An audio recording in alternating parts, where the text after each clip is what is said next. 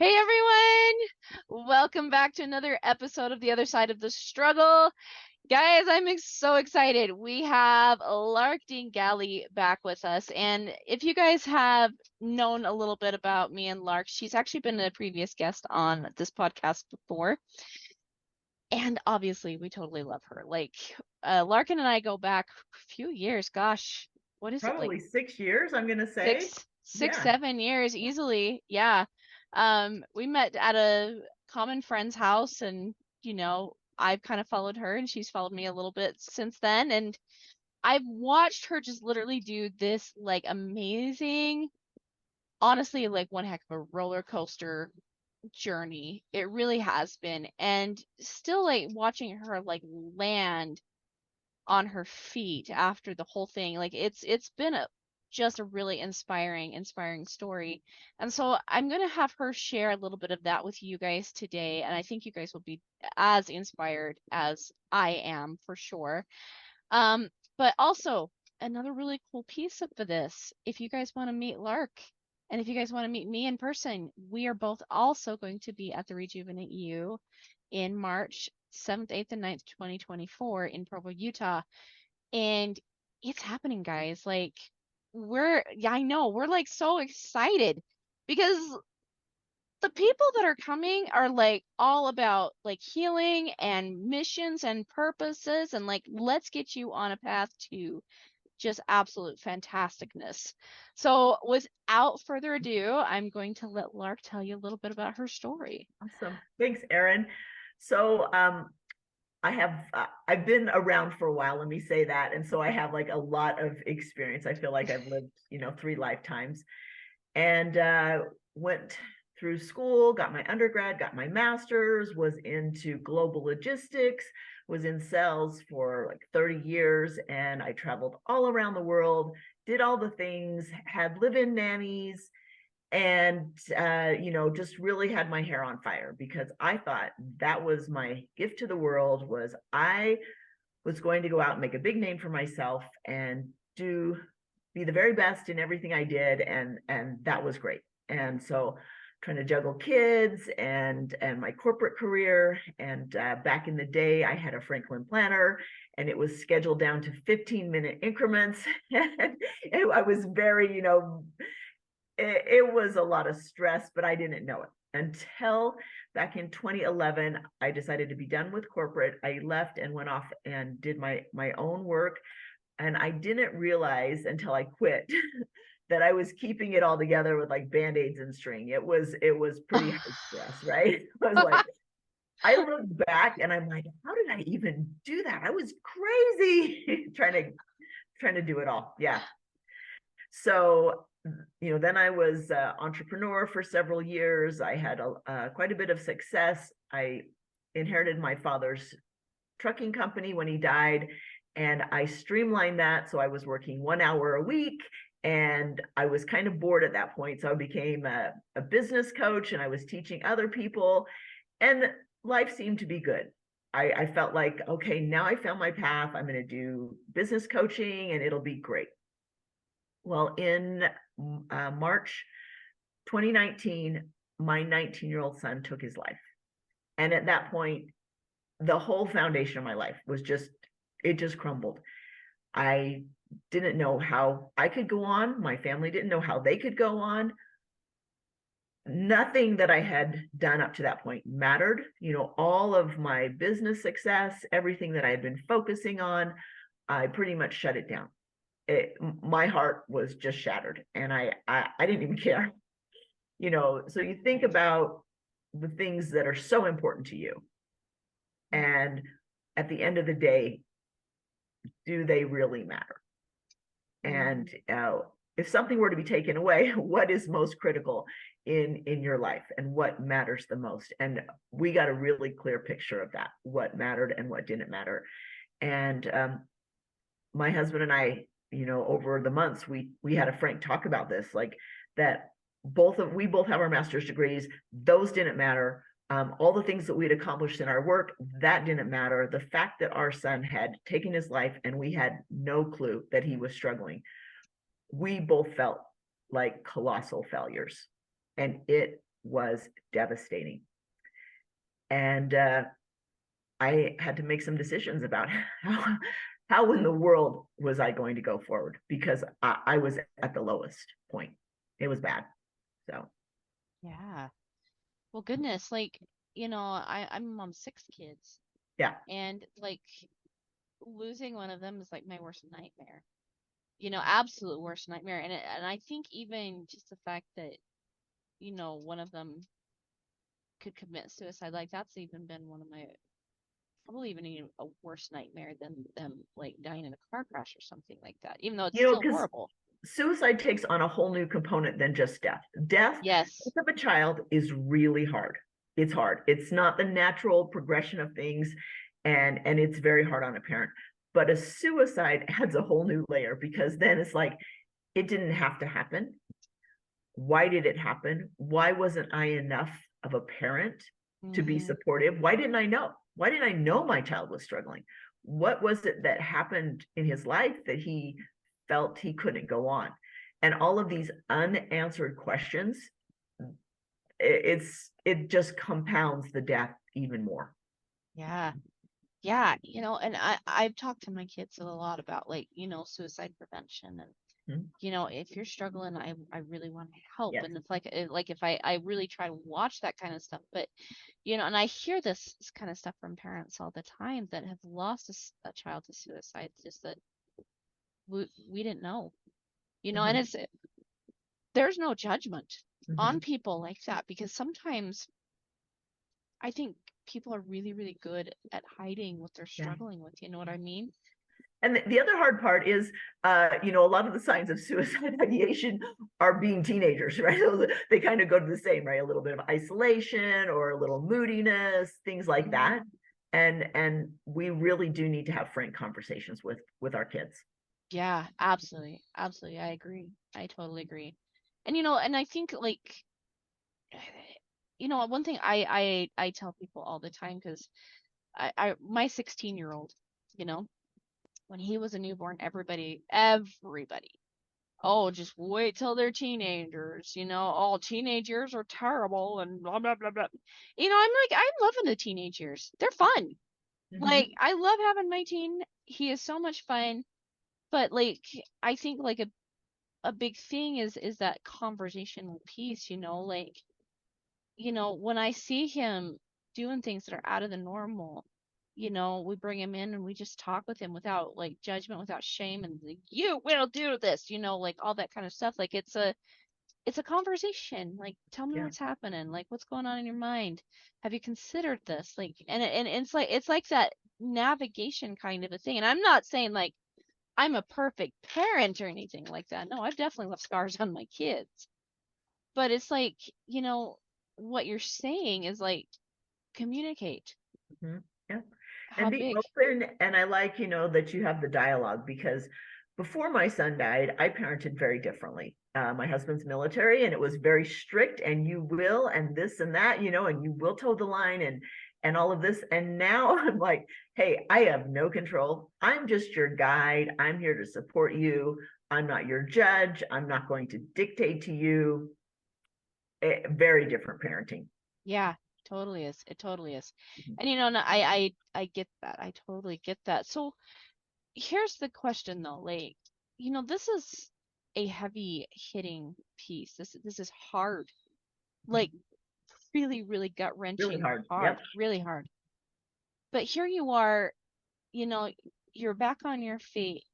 You're bigger than ever, and truly I say that because like I've watched you make this like trajectory, and like, Multiple pivots. yes, Yeah. like multiple pivots, multiple trajectories. And I admired you back then, and like now it's like, dang, Mark, you know, like, wow. So like, what are some really major truths that you've learned to take out of the shame and the guilt that you've experienced out of your son's death?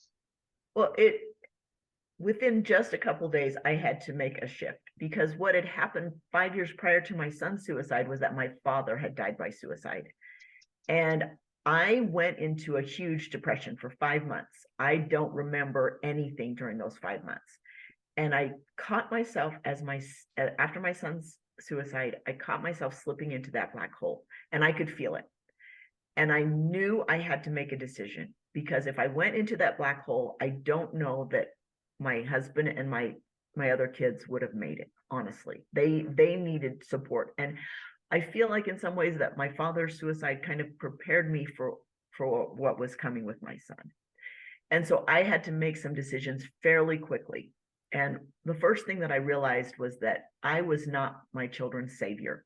And I didn't realize I had been carrying this guilt, this, heavy burden around. And thinking as a parent, if my kids don't do what's right and they don't make good choices, then it's all on me and I failed. And I realized that I'm not their savior. I cannot save them. They already have a savior. And as soon as I let that responsibility go, it, like, this weight came off my shoulders. And I immediately realized, thank you, I can let that go. That was huge. Because how many parents are walking around thinking that they have to save their kids? And let me tell you this right now, good luck with that, because that's not true and you can't do it. So No, just let gosh, it go. no. The second thing I realized is that this situation was not about me as a parent. Was I a good parent? Was a bad parent? It's not about my son.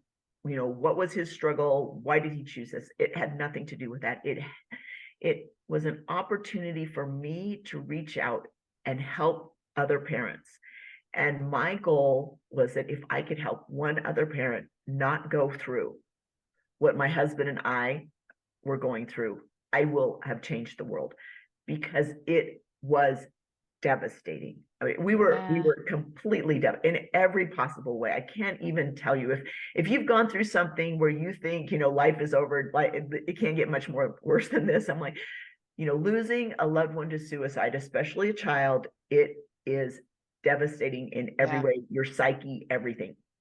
And so I then took this on as kind of my mission. Like, what can I do to look outside myself and help other people? The final thing that I did was I just realized that my son had his agency, and I had to be respectful of that. And as much as I didn't like his choices, that was his choice, and I couldn't change that. We need to move forward and recognize, what can I do differently as a parent, which I mentioned what I did, so that my other children don't make the same choice. And so those were the things. They were hard things. Yeah. Well, okay, those are like some major points, because as you're talking, you could have taken this as a big betrayal, Oh, of yeah, your and son. in some ways I thought that. I was angry. I was angry with my son, Yeah. because by taking his life, he had completely devastated his father, my husband, right? Mm-hmm. My husband was a battle-hardened soldier. I had seen him cry twice in our 21 years that we had been married. And one of those was at his mom's funeral. So he was not into showing his emotions. And for 3 days straight, my husband cried. He couldn't cope. He couldn't get up off the floor. He was broken.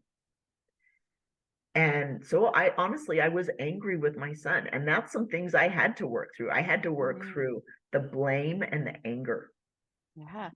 Well, and this is a really interesting thing, because you mentioned three pieces here. I'm not their savior. It's not personal, and I need to honor his agency. Those are the same three things that I had to go through and learn, as I'm handling, you know, uh, my husband's betrayal, and also like my mom's betrayal of me. And now, like, I still have both of them in my life. My relationship is so much better, and I see them. I truly actually see them now, and I'm not in a like so quick to judge them, Yeah. you I know? think that's the piece, is like, we have got to lose judgment, because people who are in addictions, they're not doing it because, oh, let me hurt you, right? Mm-mm. People are in addictions, whatever it is, whether it's socially acceptable or not, right? we, Yeah. we all have something we're addicted to. And we're doing it to fill a need. We have Yes. some kind of pain or emptiness inside. And I can look at other people with so much more compassion now than I could before. Instead of looking at someone who's maybe taken their life, or who is an alcoholic, or they've been using drugs, or whatever their choice, they're a gamer, or they are a shopaholic. They can't stop themselves. I feel a pain inside my heart for them, for the pain that they are going through, Mm-hmm. because they have a need to fill themselves with something. Yeah. What is their pain coming from? And that's the place that I try to come from. Yeah. And and that's a major, major piece here. Because the thing is like, even like every single relationship, you and I were talking about this a little bit before we got on and did this call, is that every relationship has some sort of betrayal, attached to it. Well, we have And these yeah. expectations, all relationships, right? And Mm-hmm. that's where you need to learn and step back and say, in a relationship, is my expectation correct? Okay, if you're in a marital relationship, you have certain expectations, right, that you expect from your spouse. Fidelity would be a big one, right? Mm-hmm. But if there's an expectation that we might have, and we're tying um, the way we react to our spouse. For example, if I said to my spouse, hey, hon, let's go to a movie this weekend. I'd really like to see this XYZ movie. And he's like, no, I don't want to go. Okay, I have to take a step back and think to myself, if I'm sad or if I react negatively, then I had an expectation, and I expected him to fill that expectation regardless of what he wanted, right? Right. So I need to take a step back and say that's not honoring his agency. Maybe I Mm-hmm. need to go see the movie with a girlfriend, right? Mm-hmm. But just allow him to make his own decisions without that pressure. And we do this to our kids all the time. Yes, we do. So if if a child comes home with a grade that's lower than what we think, then there's immediate judgment and the expectations. And so we can see the expectations that we have placed on others by our response to their actions. Yes. Yeah, absolutely. And that's so true. And the thing is like, I talk about this, in the seven pillars, that the adversary to intention is actually expectation. Yeah. It totally is. And even like the example you mentioned before, like, in a marriage you can expect fidelity. You know, I would say you can totally intend for the fidelity. When you come to like, and I'm not saying that your spouse shouldn't be faithful to you or anything like that. No, I am definitely she should be. But it's a whole different ball game when you're living in the expectation versus the intention. And so like, saying I'm not going to be their savior. That's an intention. I'm not going to take this personally. That's an intention. And I'm going to honor this person's agency. That's an intention. And then all of a sudden you have like a clear path to make a decision. What is best for everyone? Yeah. Not just for me. What is best in this situation? Maybe it is to divorce. Maybe it is for this. But you can see it a lot clearer and say to yourself, maybe perhaps the divorce needs to happen because my spouse is truly not happy being married. And I don't want to make somebody stay in a marriage with me that doesn't want to be married, Mhm. right? Or perhaps there's some other things going on. You can see things a lot clearer and make decisions based upon what you can see, right? Exactly. It helped you take out all of the emotion from it and take a step back. Yes, absolutely, absolutely. And that's what I love about this. And like again, just I'm not their savior. It's not personal. Honor the agency. You can even take that into a business relationship. And again, we were talking about like, business partners that go in and betray each other. Man, I have like heard all kinds of stories about that Yeah, particular exactly. relationship, right? Exactly. And once you get this whole piece together, I'm not their savior. It is not personal because truly, you think about it, like people that go through and they burn their business partner, it's usually not a personal decision. It's because that business partner was in a major lack mentality, and they were terrified of something. And this was like the quickest, most easy decision that they could make. Right? That's usually the case. Mm-hmm. So it's usually not a personal decision. Doesn't mean you shouldn't do anything. It just means that it's not a personal decision and you don't need to react personally to this. And again, honor their agency. But when you completely honor somebody's agency in a business transaction, that also means they honor the consequences that are attached to that agency. It's still okay to be like, let's get the police involved on this one, right? Let's separate, go separate ways. Yeah. Yeah, exactly. And so like these three pieces are so key to healing any kind of betrayal from any kind of relationship. You know what I mean? Yeah, So love exactly. that. So when you find yourself, well, actually, let's go back for just a second. You talked about the relationship between you and your husband. How do you navigate and still navigate this with your husband, and how does this strengthen your relationship now? So we all know marriage is hard, right? And Yes.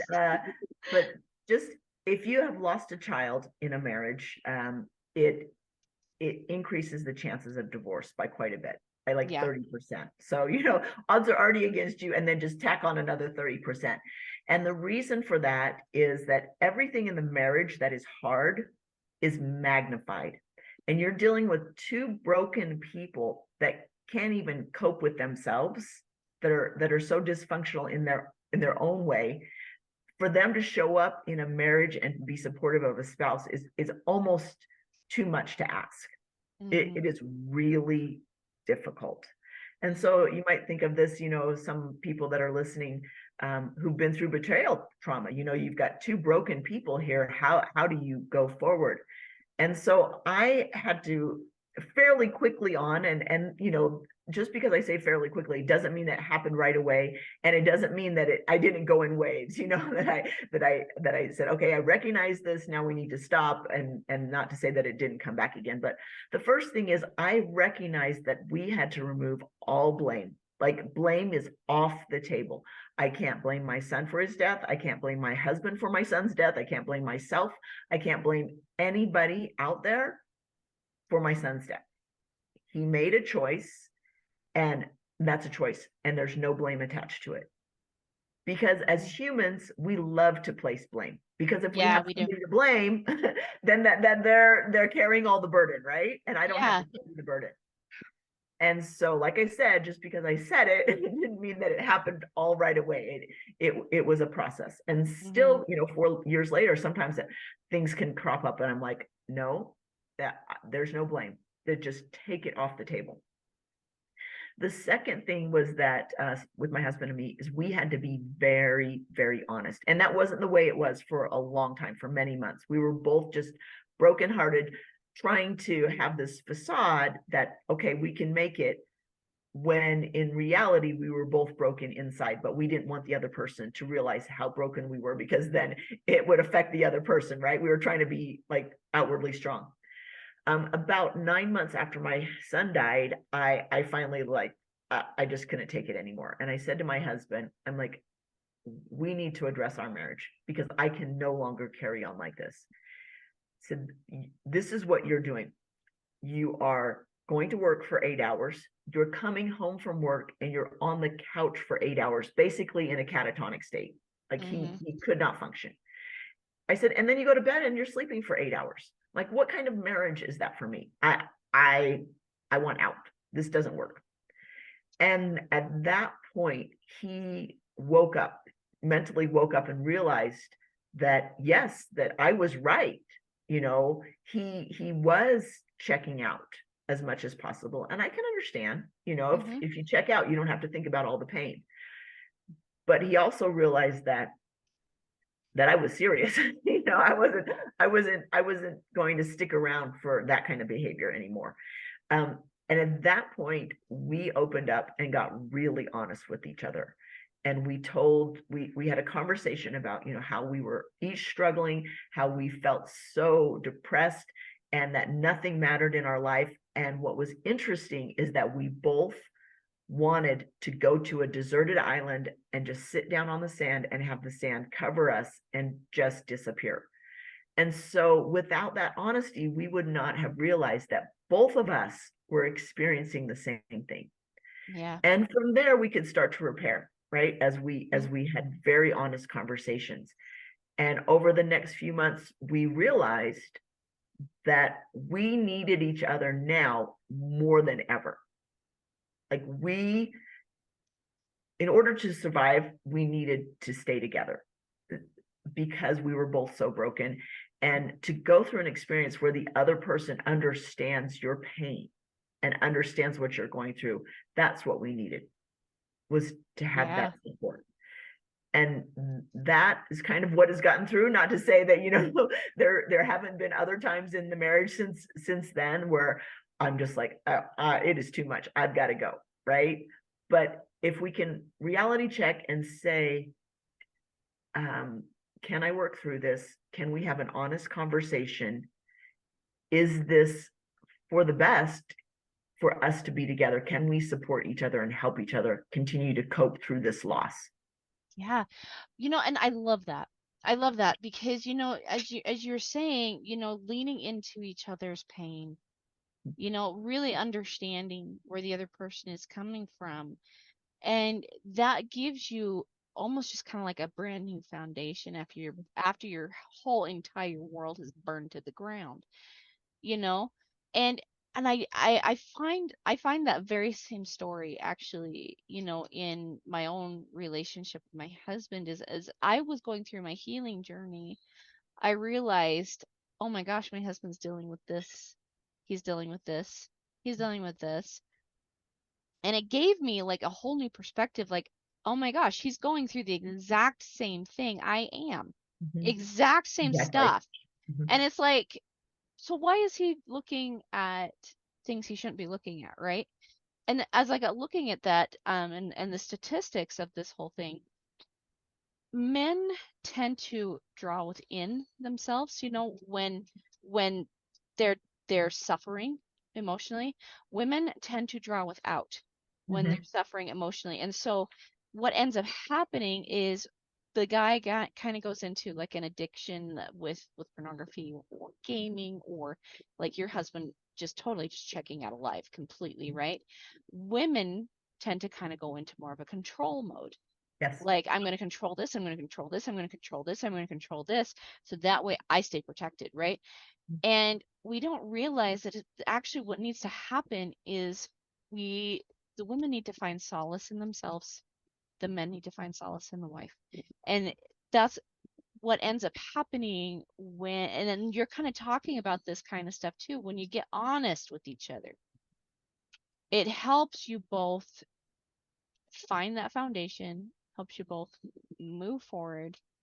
And even in business relationships, sometimes that partner, he's like gone to Bermuda with, like $40,000, right, in his pocket. That's really frustrating, but it's still that piece of honesty that comes back and blesses our lives if we can really truly be honest with ourselves and not like taking the entirety of the blame, but just Mhm. being honest about what we would have done differently Mhm. had we been in Exactly. that situation, and what we can do differently now makes a giant, giant difference. Yes. So when you guys find yourself in the grief process now, what is the process you take yourself through so that you can experience what you need to and also come out the other side with peace, clarity, and perspective Mhm. with your next steps? So this is what I have done, and keep in mind that's been over 4 years, so that makes a difference, right? Versus if it's like super fresh. Um, I allowed myself to show up every day as at my 100%, and that looked different every day. Some days it looked 100% looked like without pants on. Some days, 100% looked like I just stayed in the house all day and I didn't leave and I didn't do anything, and I didn't do much, right? Right.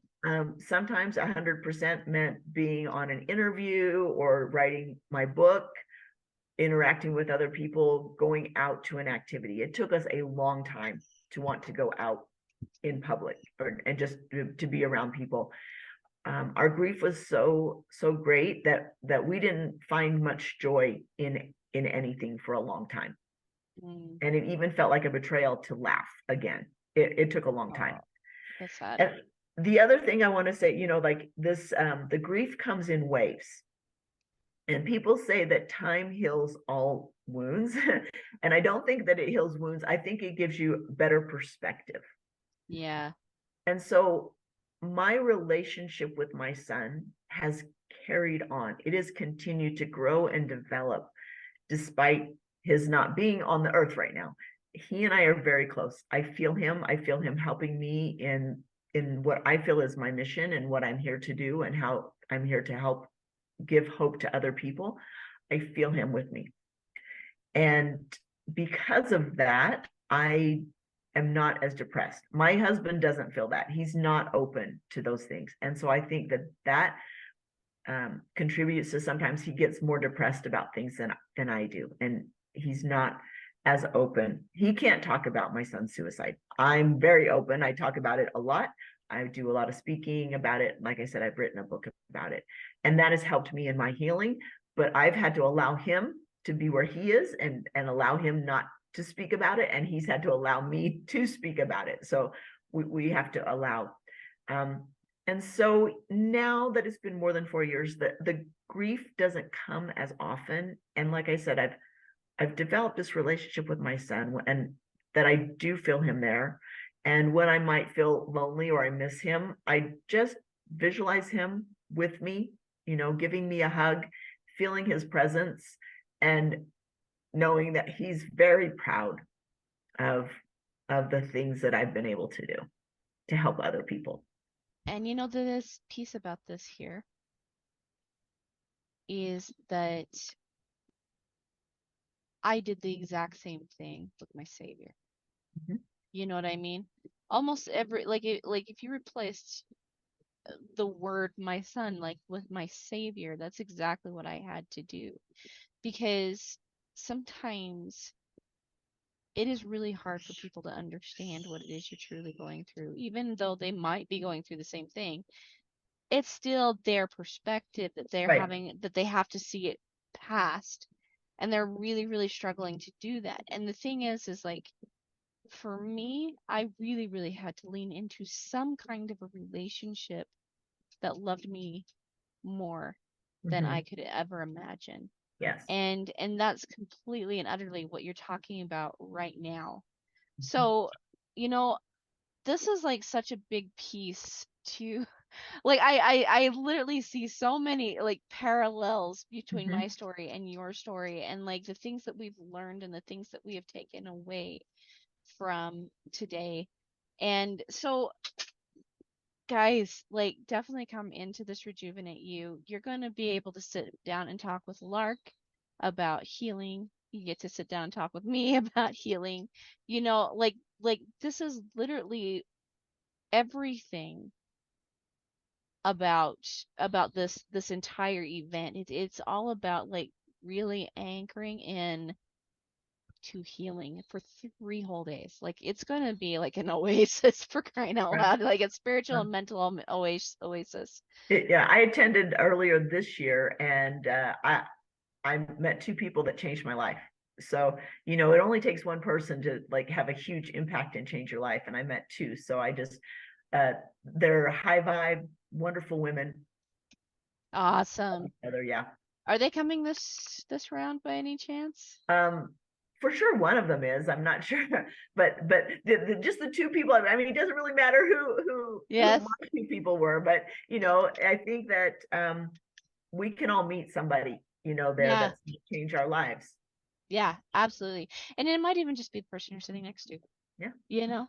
Yeah, yeah. absolutely, absolutely, absolutely. So, um, what do you have for the people that come and do the Well, rejuvenate if with you? you can just get this from my website, it's larkdeangalley.com. And there's a button there on the front homepage that says Life's Work. And this is what has energized me more in the last couple months than I would say anything else. Because I realized that I was very depressed in doing all the suicide prevention work. And my son came to me and said, "Mom, you got to stop. You are way too depressed." But I was like, "But this is my cross to bear. I have to like do all this." And he's like, "No, you need to talk to moms with younger kids. You need to help them build a foundation so that they can help their children." And that's when I took a few months and had to really figure out what it was. And I came across this tool, which now I'm giving away for free because it changed my life. And that tool was my life's work. What is my life's work? I'm here to help simplify other people's lives so they can do their life's work, which kind of sounds funny, but it's me. I love it. And it makes me so happy. If you think back to my trucking company that I simplified down so I was running it in 1 hour a week. I do that to people's lives. I'm like, just let me clean it up for you. I'll show you the blocks and we'll clean that all up. I like that. Yeah, I it like makes that. me happy. So Yes. Yes, please, and free you know, tool. and we talked a little bit about this tool before, and this is actually something that I've come to see as well, in my life's mission and purpose. Mm-hmm. And so, yeah, like this is a big piece. Go grab that. Go Yep. totally grab that. I think we run around our whole lives going, why am I here? Mm-hmm. And if you can get a personal insight, it's beautiful. I share this with other women and they start crying because they're like, I always knew this. And it just gives them validation, right? Mm-hmm. We know what our work is. We need to articulate it. We need the validation. Yes, yes, and it's that piece to just help us anchor in and really go forward in our Yes. missions and purposes. Love it. That is so valuable. So valuable. So my code is Aaron Guest 2024 RY, I believe. I think it's That's right. RY 2024. Is it So RY 2024? I Aaron, can't like yeah, Aaron Guest RY 2020. No, you know what? You're gonna have to type it in because you might Yeah, be. well, we'll just type it in. It's Yep. it's in And the it's all description. capitalized. Yes, it is. It is, and I do have it somewhere on this Yeah, computer, you but can put it on the but screen. it will be in the description. So if you guys want it, go grab it. There's the link to purchase your ticket. And the very cool piece about this too is for anybody that does come and get the tickets for the Rejuvenate You event, come see me, Lark, and any of the other guest speakers that are going to be there. The people that get my ticket are actually going to get to come spend 3 days at an Airbnb with me while we're at the event. So Wow. yeah, it's gonna be kind of a very nice little piece to Yeah. this. So And go, they do have to use your code, otherwise they don't yes, get it. And they get $10 off if they buy their ticket before the end of August. So yes, yes. And then, like I said, the prices do go up. And you still get a little bit more off too with using that code off of your ticket. So definitely go grab those. Be there. Come see us. Come hang out with us. You guys come get to know Lark and I for the next 7 years because you will benefit so much. I'm telling you. Telling you, telling you. So thanks so much, Lark, for being here with us today, sharing your story, sharing your insights. These are like anchors of truth, truly, and just totally, totally enriched and fed today. So thank you so much thank for you. being here. And for the rest of you guys, we'll see you next week on the other side. Bye, everyone.